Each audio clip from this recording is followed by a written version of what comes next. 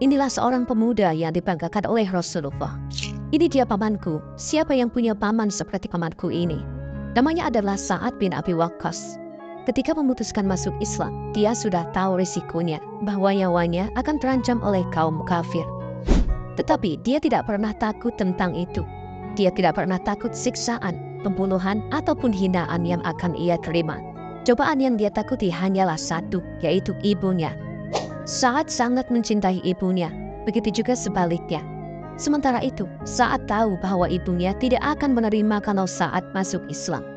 Jadi, Sa'ad memutuskan untuk melakukan sholat secara sembunyi-sembunyi di kamarnya. Sampai suatu ketika, secara tidak sengaja ibunya melihat Sa'ad sedang sujud. Nadanya mengeras ketika bertanya, "Sa'ad, apa yang sedang kau lakukan?" Karena sedang sholat, Sa'ad pun tidak menjawab dan meneruskan ibadahnya. Baru ketika sudah selesai, Sa'ad menghadap ibunya dan berkata, "Ibuku sayang, anakmu tadi bersujud kepada Allah yang Esa, pencipta langit dan bumi, serta apa yang ada di antara keduanya." Sang ibu pun marah. "Rupanya engkau telah meninggalkan agama nenek moyang kita, Tuhan Lata, Mana, dan Uzza.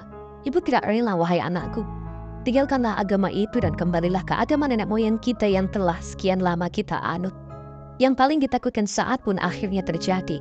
Tetapi imannya sudah begitu kuat sehingga dia tidak akan tergoda.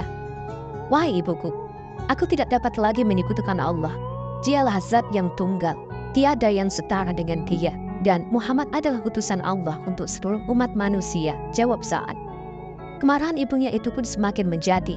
Tetapi ibunya sendiri sangat mencintai anaknya itu sehingga tidak akan bisa menyiksanya.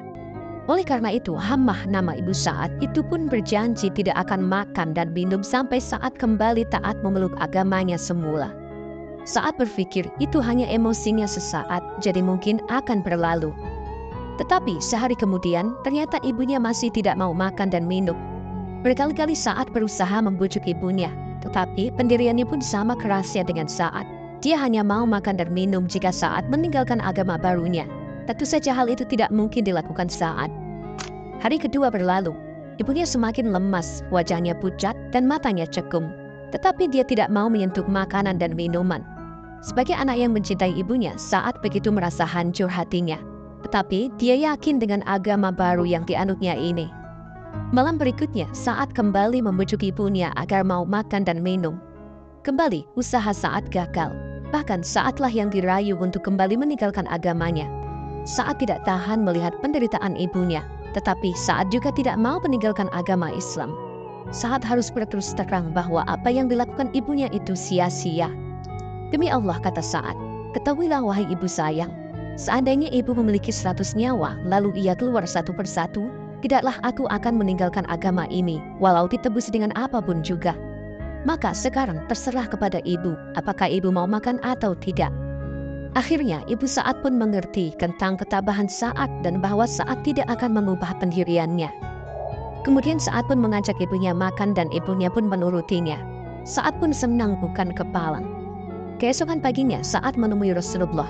Ketika itulah turun firman Allah di hadapan majelis kaum muslimin yang berkumpul tentang pendirian Sa'ad, yaitu Quran Surat Luqman ayat 14 dan 15.